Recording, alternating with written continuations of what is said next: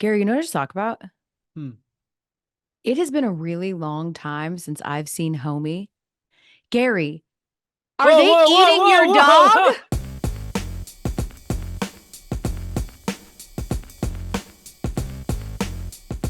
whoa, whoa, whoa, whoa, whoa. Homie, Poppy, come here. Poppy, up, God. up, Oh up. no, thank God. I was worried that in West Hartford, Connecticut, they are She's been eating replaced, dogs. actually. Hey, She's hey, here. Elle, this isn't Homie. They don't all look the same, Elle. This is Poppy. Oh wait. Wait, you have like a Kirkland's brand version of Homie? Is that what's happening right now? ESPN FC's Dan Thomas would hate to hear you say that as we dog sit for his doodle when they're out of town. I love it. It's a But whole you see doodle how much community. Homie F's with her because she's nowhere in sight, bro.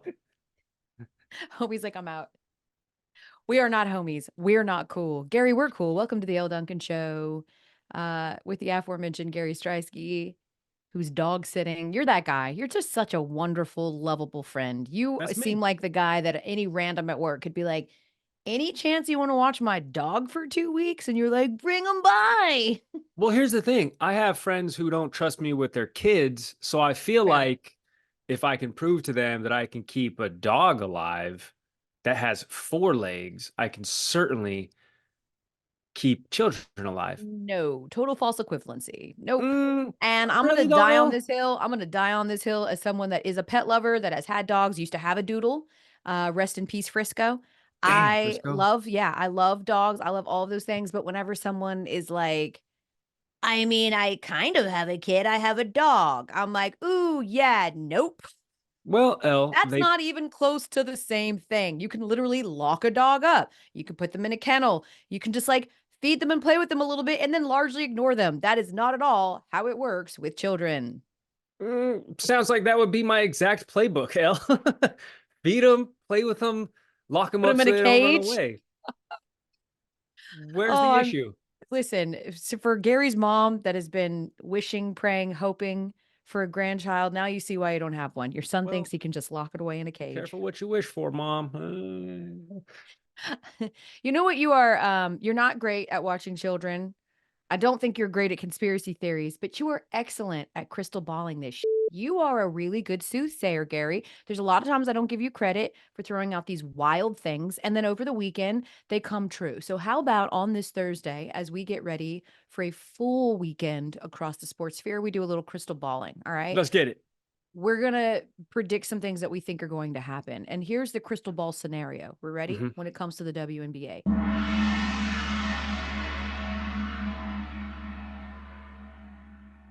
The Fever, who lost to the Aces last night, play them again on Friday.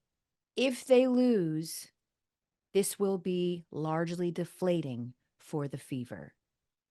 Generally, L, I'm sort of like, let's not take a loss and make it a bigger deal than it is. But in this case, this is going to be a gigantic deal if they lose to the Aces again on back to back nights to close out the regular season. It's because they haven't beat Las Vegas. It's the one team they have not beat this season. They are 0 for 3 against them. They've lost every single one of these games double digits. And more than just that, it's what the Aces have been able to prevent Caitlin Clark from doing in all of these games. May 25th, they lost by nearly 20. Caitlin Clark was 2 of 5 from three-point land, only had 8 points. This was very early in her WNBA career. This is when the Fever were still a sub 500 team and they were not good. The next time they played, July 2nd, another double digit loss, 88 to 69. Caitlin Clark was 1 of 7 from three, had 13 points, 11 assists. Okay, getting better. But last night, it was an 11-point loss for the Fever. Caitlin Clark was 1 of 10 Yeah. from 3-point land, had 6 assists, did have 16 points. But this is alarming to me because this is more than just a one off or a two off. This is now a trend that Caitlin Clark doesn't shoot well against the Aces. And if they can't win a regular season game, yes, they're a young team, and oftentimes ignorance is bliss, but also for a young team, if they can't prove to themselves that they are more than what they've shown in these last three games, that can be alarming if these teams meet in the postseason. Yeah, I mean, I don't think it's not anything. I don't know how deflating it would be in the first round matchup. They're not going to face the Aces in the first Sure. round. So I'm not sure that it would impact them in that way. Certainly, it'd be something that's in their head should they advance and have to face the Aces in the postseason. But one of the things that the Aces do particularly well that also bit the Fever in the ass yesterday, getting them into foul trouble. Lexi Hull was in foul trouble right away. Mhm. She's one of their best defenders. That really threw off their rotation. So we're seeing people, sort of hodgepodging minutes, if you will. Fever started out in fuego. I mean, I think Becky Hammond called an Aces timeout like 35 seconds into the Mhm. game, right? Aaliyah Boston gets into foul trouble, had to sit most of the fourth quarter. And like that's the Asia Wilson effect. She'll do that to you. She will get you into foul trouble because she is so good at getting to the basket. But yeah, I would agree with you in that the Aces are one of the best defensive teams in terms of they can defend at every single level and they can switch on her. Jackie Young is a really excellent defender. And Caitlin Clark admitted as much yesterday when she was sort of commiserating after the game about the offensive foul that ended up being pretty integral towards the end of the game that she was called for. And just saying that she feels like the Aces are one of the most physical teams. They're all really great defenders. And that she, was dealing with some contact, but she'll need to use her quickness and her speed a little bit more. But yeah, taking the 3-point out of her bag against a team like the Aces, who are really tough to penetrate on because Asia Wilson is an incredible rim protector, that's certainly an issue. I will say this, though. You mentioned that the Aces are the only team that they haven't beat yet. And of the other top teams that they've beat, New York and Connecticut and Seattle, it took the Fever until the final game of the season series to beat those respective teams. So I wouldn't count Mhm. them out necessarily on Friday. But yeah, man, it was one of those, I would say, frustrating games for the Fever based on how well that they had been playing to sort of have a measuring stick game to close out your season against a team that you have yet to beat. You wanted to have a better performance, but a little bit anomalous in terms of how much foul trouble they were in, how much that hurt their rotations. But on top of that, I mean, shout out to Asia Wilson, who, as if it wasn't already solidified, showed you why she is the runaway MVP. She breaks the single season WNBA scoring record that was set by Jewel Lloyd. And not on a particularly efficient night for Asia, but just down the stretch, total dominance. She started getting in her bag. And congratulations to Asia for making history. Just incredible run. And she's probably going to end this season with the highest points per game average that we've ever seen in the WNBA if she keeps up at this pace. So again, there's no shame in losing. I think deflating is you're losing to the Mystics to end the season. You're losing to the Yes. Sparks. Like that's deflating. This is the two-time defending champs. Despite how gettable they've looked, this is still the class of the WNBA until someone takes away their title. And so I don't think it's as deflating as maybe it seems on paper. That's correct. Yeah, and once we get into the second season, it seems like the Aces are going to regain form, playoff experience.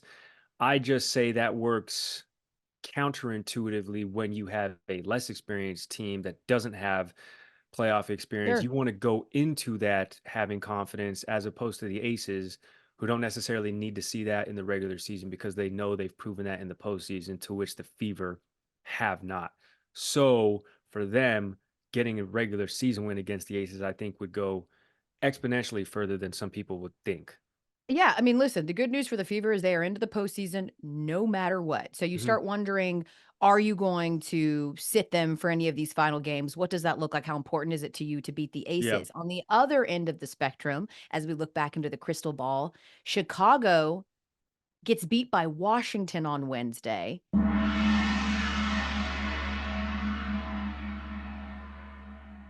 And so my prediction is that the Dream will in fact take that 8th playoff spot. Let me tell you why. Chicago still has to play the Lynx on Friday. Mhm. Okay, a team that many think could absolutely win Mhm. the WNBA championship. And then they have to face the Mercury, another postseason game, whereas Atlanta has 2 games to close out the season with the Mystics. I think it's going to be Atlanta that sneaks into that 8th spot, in particular because they've got their full complement. And as we know, Chicago does not with Angel Reese being out. Ding, ding, ding, cosign, all that. The Sky have the 2 seed, the 7 seed, the 9 seed, and the Dream who want to beat them to get in the playoffs, and then the Sun, the 3 seed. Those are the last 4 games. That's a gauntlet. As opposed to the Dream who play the second to worst team in the league, the Mystics, twice, Mhm. and then they get the Sky who they have to beat. And if they win, they even the season series. So the Sun don't have a game in hand at that point. So they need to win that game to even the season series. Why do I keep saying season? Season Steven. series, 2 games to 2. And then, yes, the Dream do end the season against the 1 seed in the Liberty. But by that point, I think they will have already secured a playoff spot if they win the 3 prior to that, which is why I agree with you. Chicago, they're cooked.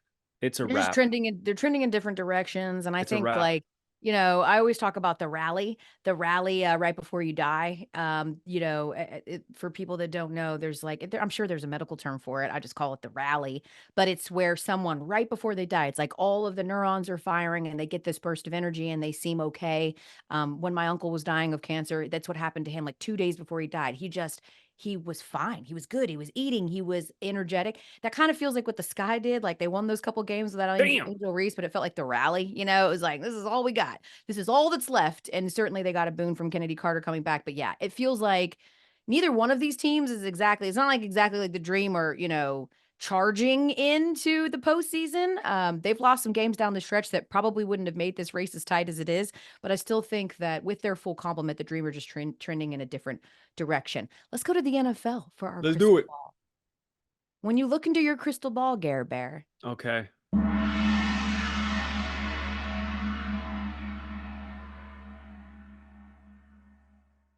do you see Aaron Rodgers being right about everyone needing to RELAX, about the Jets finding their way? This, of course, coming after their blowout loss on Monday night that the score didn't really even give the full indication of how much they got their whooped.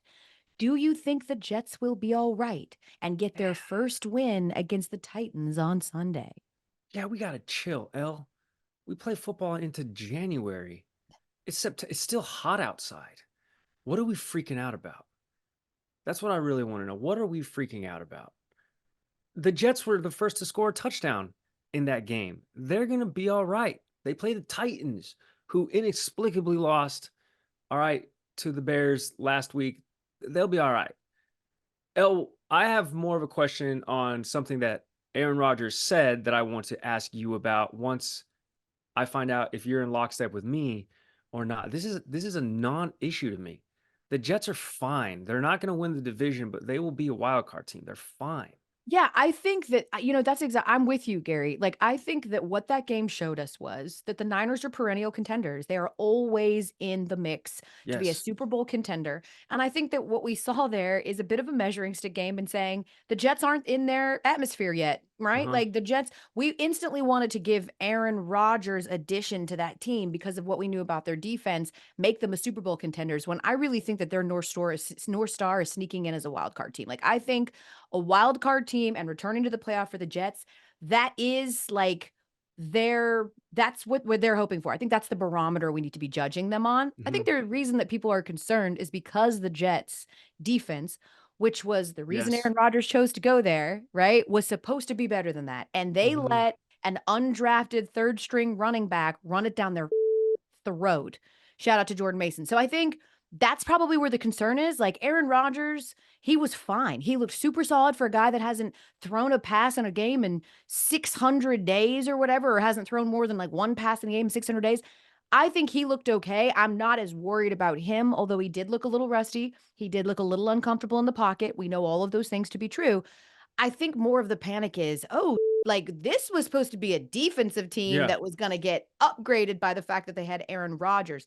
They've got plenty of weapons. I think the offensive line did a decent job, which was probably the biggest question mark coming in. How are you going to protect Aaron Rodgers? So I'm not nearly as freaked out as maybe some other Jets fans are. I hope that they just level set a little bit. I hope that that game showed them like you're not really in Correct. the Niners atmosphere, man. But You're also, San Francisco has top 2 offensive weapons, in my opinion, in the NFC.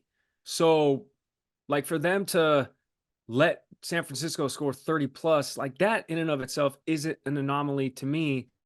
Yes, CMC wasn't playing, but Kyle Shanahan reloads. He is the sure. offensive brain in the NFC. So this is nothing to me. What's more to me, L, is the quote that Aaron Rodgers had. I'm going to read it to you.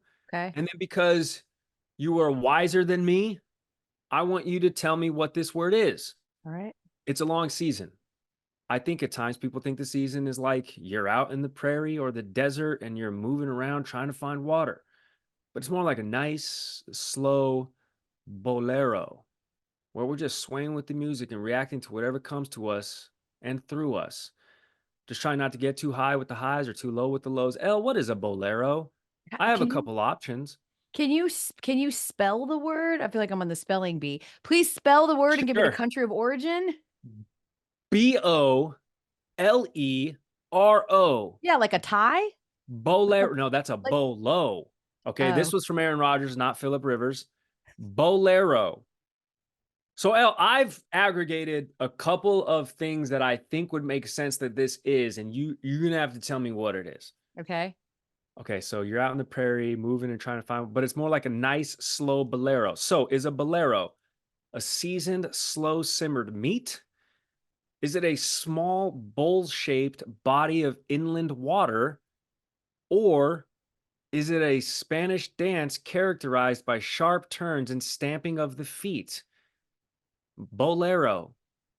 Ooh, I guess I'm gonna go with A because like low and slow, that's always his thing. Like let him cook or whatever. Let it. I'm a crock pot. I'm not a microwave. Like I'm gonna go with that. Got your ass. It's a Spanish Cuban inspired dance. Wait, read it again now that I know the Okay, context. ready? Yeah. It's a long season. I think at times people think the season is like you're out in the prairie or the desert and you're moving around trying to find water. But it's more like a nice, slow bolero where we're just swaying with the music and reacting to whatever comes to us. Wait, but you just said that a bolero is like a herky jerky. You said that it's not a swang. Give me the description of a bolero again. A Spanish dance characterized by sharp turns, stamping of the feet, sudden pauses in a position with one arm arched over the head. That is 100% the opposite of what Aaron Rodgers described. He's pulling a TI here where he's like, I can't just say the thing that everyone knows. I'm going to try and use some analogy so that I can sound smarter or interesting and cultured. And the analogy wasn't even right. Like like he means like does he mean like what's the one oh god, what's the one where they dance really slow and like the waltz. He means the waltz. He Ah. means the waltz. It's a waltz where you just sort of go with the music and you're in tandem and you're floating. You're almost floating. And instead, he Mm. describes something that's herky jerky, known for their sudden stops and pivots and turns. I mean, that sort of describes his personality, but that does not exactly describe what he was trying to describe. Well, now we know. So if anybody can get this clip to Aaron Rodgers, I believe he was trying to say the waltz. Yeah, he meant the waltz. Okay. But, Mm. go Bolero off, also sis. was capitalized, so it's a proper noun of Ah, sorts. L wow. in the article. So listen, hey, I'm glad that we got to that clarification. But to circle back, no, I'm not worried about the Jets. All right. So then let's get a little closer to your hometown as we wrap up the What? crystal ball segment of Oh, the yes. program.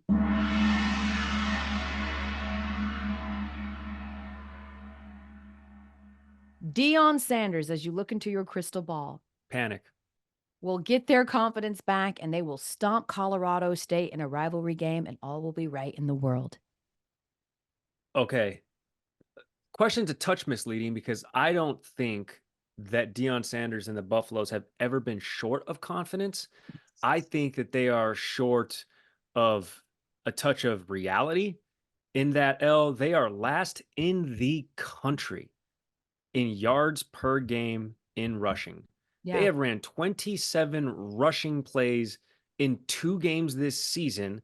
Shador Sanders was sacked 6 times last week against Nebraska, and now they're playing in the last Rocky Mountain Showdown for the next 5 years. They have to go into Fort Collins in their biggest rivalry game. It's Colorado, it's Colorado State. We only know that because I'm from Colorado. You obviously have Colorado ties. This is the biggest game of the season in the state. And then Yeah. it goes on hiatus for 5 years.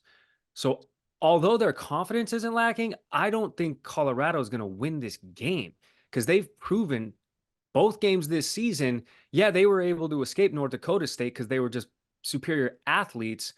They can't protect Shador Sanders, and the Mhm. man can only do so much. It's a wrap. It's toast, L. They're done. So I found it interesting at the beginning of the season. I believe the win total for the Buffs was set at 3, right? Because they had 3 wins last year.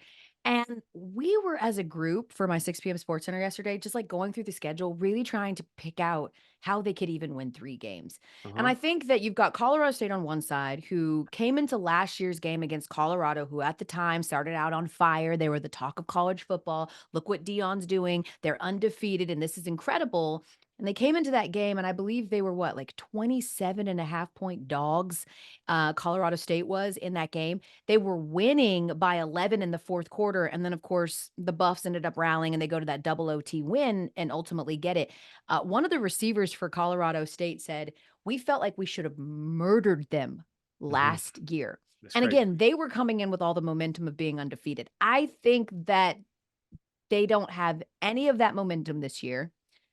To your point, they survived an FCS school and then they got mollywopped by a Nebraska team who again showed that the thing that Dion said he needed to address on this team in the offseason, the reason he went to the transfer portal and brought in 200 new players is because they were getting smoked in the trenches. And it doesn't matter how dynamic Shador is or Travis Hunter if he literally doesn't have time to throw. And Correct. I don't know how on earth you can replace an entire O-line. I think they have one returner from that line from Mhm. last year and be worse. They are worse than they were last year. They are getting smoked in the trenches. I don't see it. Like, Yeah. would it be surprised? I haven't watched a single snap of Colorado State this year. I'm not even going to pretend like I have, but I have watched every one of Colorado's games, Yeah. all 2 of them. And it just, for a team that had to have double OT to get past Colorado State last year, and was coming in with all of Yeah. that moxie, I'm not exactly sure. You've got Shador already sort of throwing his offensive line under the bus. Stra And I don't and even know that backing it's over them. right. Like, yeah, like he's just like, wow, well, imagine if I had as much time to throw as Dylan Raiola. I don't think he got touched. And so I think, all is not right. It appears as though, this all the feel good feelings are sort of dissipating a little bit and they're turning Yep. on each other. This would be a great get right game for them, but I don't know. I can't predict that they're just going to show up and beat Colorado State, who showed to be a very formidable opponent last year. I think they're gonna lose this game because it's in Fort Collins. All right. These go to the campus now instead of being played at Mile High Stadium. I'm gonna add this to this whole conspiracy because you know I love a good conspiracy. Okay. Mike Norvell is gonna get dispatched from Florida State. We're gonna get more on that in a second. Deion Sanders is gonna get sick of all of the backlash he is getting in Colorado. And within by the end of this calendar season, Deion Sanders is going to be the next coach of Florida State. At his alma mater? Yeah, hell yeah. Let me And ask you this a serious and he's question, in though. Florida. He gets to recruit in state. Gucci. It's a Here's my wrap. question, though. Do we believe that Dion is interested in recruiting? Because if you keep going to the transfer portal, you are not doing too much recruiting, more so than you're just going to the transfer portal and you're picking up. Like, I don't I don't I love Deion Sanders. I Same. grew up we are of the generation and of the age where, like, Deion, there wasn't a bigger star on the planet, maybe Prime Bo time. Jackson at the same time than Deion. I had his bumper stickers in my room, Neon Deion, prime time. He was a Brave, he was a Falcon. Like, I loved Deion Sanders. I don't know that the mystique of Dion plays with young kids in a way that they're gonna go, "Oh, this is a fledgling sinking ship at FSU. Let's go bring in a coach who hasn't proved he can win at this level." Like, I don't know that that is helpful to FSU, and I don't know that FSU, who is a program in real turmoil and trouble, a once Mhm. proud program that no longer is, I'm not sure that the solution is going and getting a guy who, when it's all said and done, might have 6 collegiate wins at this level, and then a handful of wins, obviously, at the HBCU level at Jackson State, but couldn't win the Celebration Bowl. I'm not exactly sure that that's what FSU needs. I mean, I think it makes you more relevant. Suddenly FSU is the talk of the town because Dion is returning home, but I'm not really sure that that is going to be integral to winning, which is what FSU's got to get back to. Damn. See, I see it completely different in that in Boulder, in Colorado, we've all been there. It's cold, it snows, there's no water around it. It's in the middle of the country. That is where you have to be good at recruiting. You have to be good at recruiting. Now you're in the Big 10, or excuse me, the Big 12, so you're recruiting against the likes of everybody else there. So you have to be the one going out and getting them. Florida State is the brand. And oh yeah, Deion Sanders But is is now it coach. anymore? I mean, when you even just look at Florida, Gary, like, okay, you're Yeah. not picking anybody off from the Gators. Like, no one's choosing Florida necessarily over FSU, but Miami is in a much better position in terms of longer term outlook. Georgia, right? Like, Mhm. you've got all of these Alabama, even you've got all these teams, Tennessee, that recruit from that same pocket down Yeah. in the Southeast. And I'm not sure that if you are a top tier player, that you're going, ooh, let me sign up to go to FSU with a coach who hasn't proven he can win at the FBS level. He has certainly proven to be a dynamic coach or a Mhm. dynamic player himself. If you're a DB, I'm not sure there's a coach I'd want to play for more, right? Mhm. Than Deion Sanders. But I don't know. And maybe I'm wrong here. It just feels like it's it feels like after maybe you can get away with that if you go straight from Jackson State to Florida State because no one has any understanding or idea about how you'll perform at the FBS level. But once you sort of saw what went down in Colorado, and if you're Florida State themselves, if you're listening to a guy like Dion say, for the last couple of years, I plan on being here. I want to put roots down here. This isn't a stopgap for me. Like, I'm not just using this as a stepping stone for something else. I want to really be intrinsically a part of a turnaround here at Colorado. If he was to bail after 2 years, I'm not really sure that that's something you're signing up for either. I just think that FSU has so many existential problems apart from just their conference and, the legalities with the ACC and trying to get out and trying to find a new home. They are really in crisis mode at Florida State, and I just don't know that the answer is bringing in Dion, bringing in like a flashy, big name former alum. I'm not sure that that's going to solve any of those problems. I think they'd solve every single one of them. Okay, well, we're gonna get to before we wrap things up, a little look at college football and who should be the most embarrassed and riding the biggest hot seat as we get ready for week 3 in college football. Let's get it.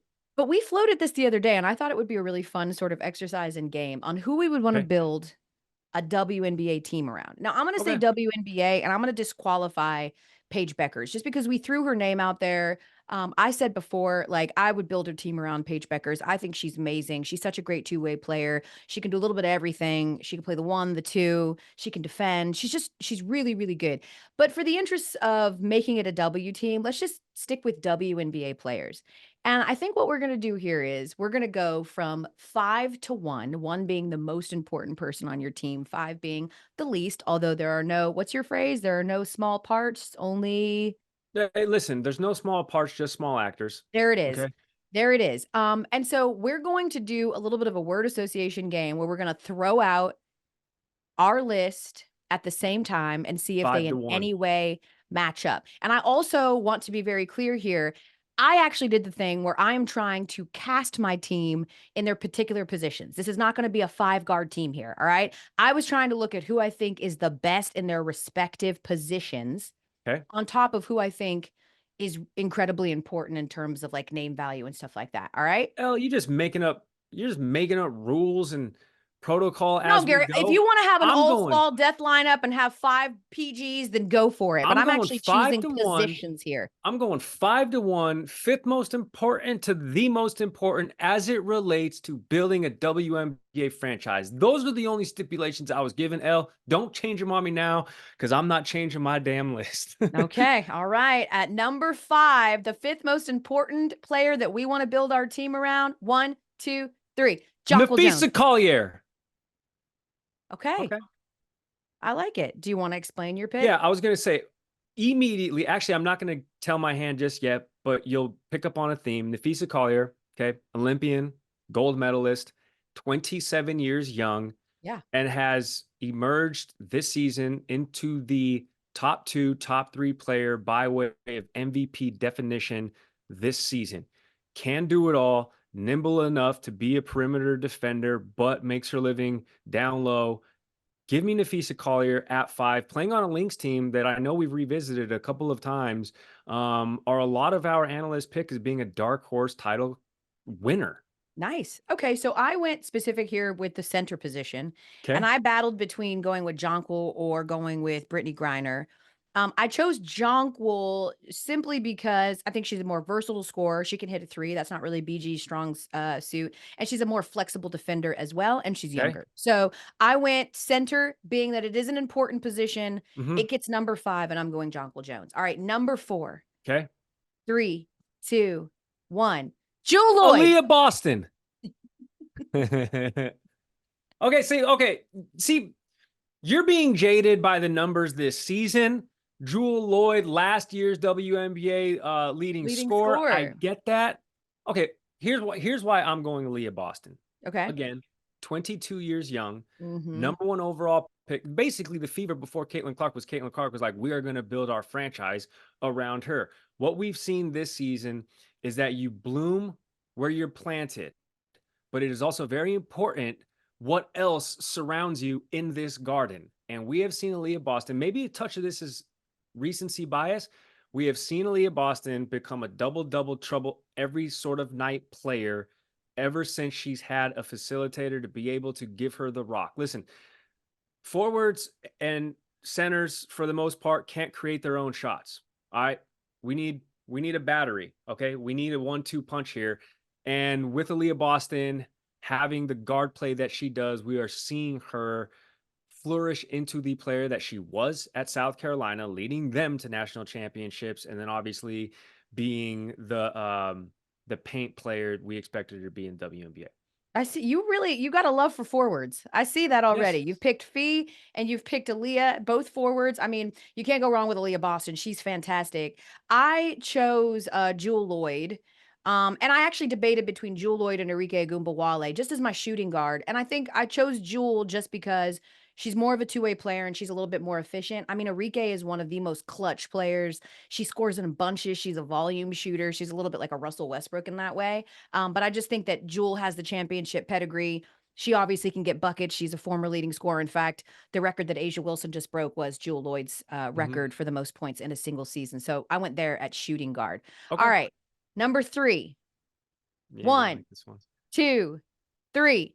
Stewie. Asia Wilson. Oh I my. know. Okay. Oh my God. Let me explain first, so then I can get to your inexplicable explanation. Okay. Stewie, a former MVP, a Yep. champion. Yep. She's literally a 3-level player. I gave a little bit of an honorable mention here to Kalia Copper, who's also a really solid small forward, but it's Stewie for me. I mean, she's Stewie. She's transformational. She is 100% a building block on any team, as we Hmm. saw by the free agency race to get her that the Liberty ended up winning. So I'm going with Stewie. Okay, cool. Breonna Stewart, 30 years young. Asia Wilson, 28 years young, and has all of the accolades that you just mentioned. All-world player, the literal cornerstone of the championship Aces team, 28 years young, multiple MVP winner, and that is why she is my third most important build a franchise around Holy this player right now. There's no wow. negatives. There's no negatives on this list, L, but I stuck to the theme and spirit of the question. So, Third most important. Holy crap. I thought that we would pick the same 2 players and then we would just swap them. But let's get to number 2 then. 1, 2, 3. Caitlin Caitlin Clark. Clark. Okay. Hey! Okay. I, Yeah, I mean, I think that's obvious, like, especially for me, again, I'm going by positions here. I'm trying to build a team that's mhm, going to win. I'm trying to go for who I think is the best at each position. I think she is an amazing point guard. Do I okay. think like someone like a Chelsea Gray finds her way into the conversation? Sure. But the upside for Caitlin Clark, what she's already done, and then on top of the fact she's Caitlin Clark, the revenue drives, like all of Mhm. those things. Caitlin Clark is my number 2. Same. All right, Okay. 22. She Yeah. scored over 700 points this Yeah. season. Not Yeah. outside the realm of possibility that she's going to eclipse that 800 point mark. Everything that she's done has already become not just WNBA rookie records, but some just WNBA records. And that is why she is slotted in at number 2. Okay, I am so intrigued at who your number 1 is because I swore it would be Caitlin Clark. So let's get to it. Mhm. 1, 2, 3. Asia Paige Wilson. Beckers. You Oh, wow. changed the rules on me, Elle. You can't have Paige Beckers on this list and then right before we give our list away, be like, oh, for the purposes of this, we can't I have said two people. that's why I left her off, but you can absolutely put Paige Beckers on that list. Explain why you want Paige. You think that Paige is the most important building block of building a new team. Tell me why. I'm not saying that she's the most important building block of this list. The list is by importance, Gary, so No, you are. of course, but what is also the crux and the definition of building a team around a player that you can build and have this franchise be successful for the next dozen to 15 years? That is why people take gigantic swings sometimes on the first overall pick. So if all indications are true from the U's of the world, from the Coach Pecks of the world, from the Big Threes of the world, from the Rebecca Lobos of the world, that Paige Beckers is better than Caitlin Clark. Okay. All around. All around. Okay. So she can play defense. Obviously, the big knock on Paige is that her injury Sure. issues. But sometimes when franchises have to turn things around and they need to get a generational player to change the tidings for the next decade plus on a team, you have to be willing to take that risk. And by all indications, by all of the people who know this game, the WNBA and women's hoop better than everybody, it's supposed to be Paige Beckers. And that is why I would take the chance on making her my franchise cornerstone player if everything that everybody says is true to be true. I don't disagree with anything that you said. And if I had still been playing by the rules of that game that I laid out, then I would Correct. probably have had Paige at number 2 and maybe Caitlin at number 3, and I would stand by Asia at number 1, just because if I'm building a franchise, I want the most dominant player in the WA. Mhm. I want a proven champion. I want a proven MVP.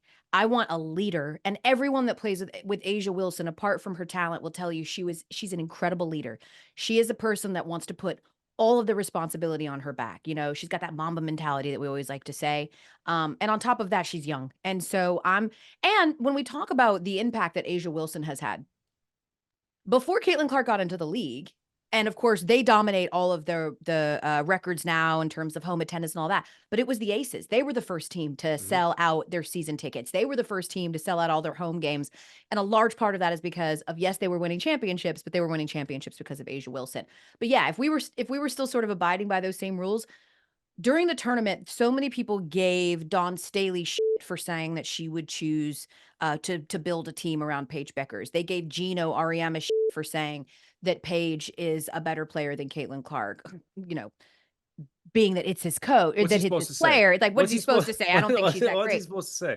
But real basketball people know that that wasn't nearly as absurd or egregious as people like to think. And that's because, like, Paige is an incredible two-way player. You know, she can facilitate, she can be a shooting guard, she can play a little small forward, she plays great defense, and she's really had to improve on her defense. And she said that. She talked about how she told me that freshman Paige couldn't imagine what senior Paige was able to do defensive wise because all she ever cared about was scoring. And so she's someone who really can cover a few different buckets for you. And she's a great person, a great leader.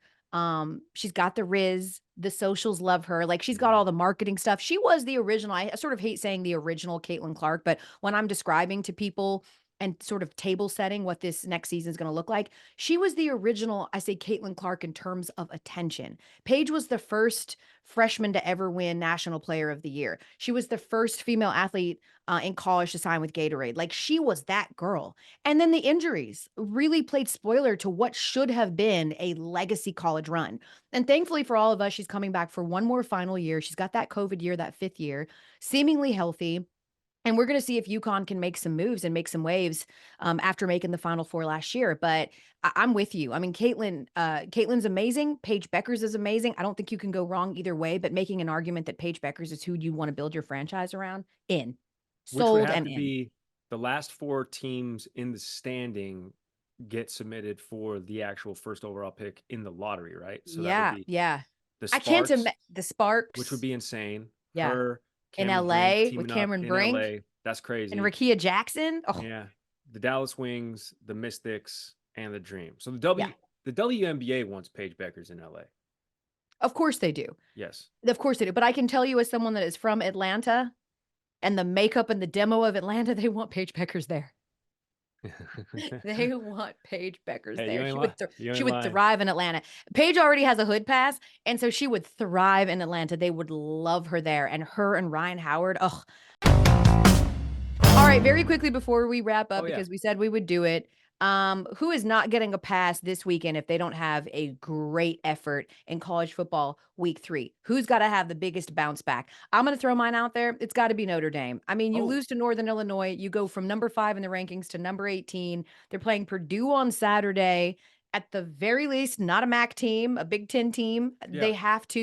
They have to win this game. They've got to right the ship in order to keep any semblance of playoff hopes alive. Yeah, I can agree with you to a certain extent, except that, they could still be an at-large bid, I think, with 2 losses, because they don't have to win per se a conference. So for me, it's Florida State. Like Hmm. they were the cream of the crop. They were the belle of the ball. They were supposed to win the ACC. Mike Norvell had the option to go out into the portal and hand select his quarterback. And he did in DJ Uiagalelei, and now they are 0-2. Miami is running away with the conference, and there are a lot of teams who have emerged as hanging around, or at the very least, they can be pests. Pests? I can't talk today. Pests. So if they fall to 0-3, again, El, we talked about a couple minutes ago, like he is on the hot seat. Florida State will find a reason to dispatch him. All right, Yeah. so it's Florida State, and I think it's Florida State in a runaway.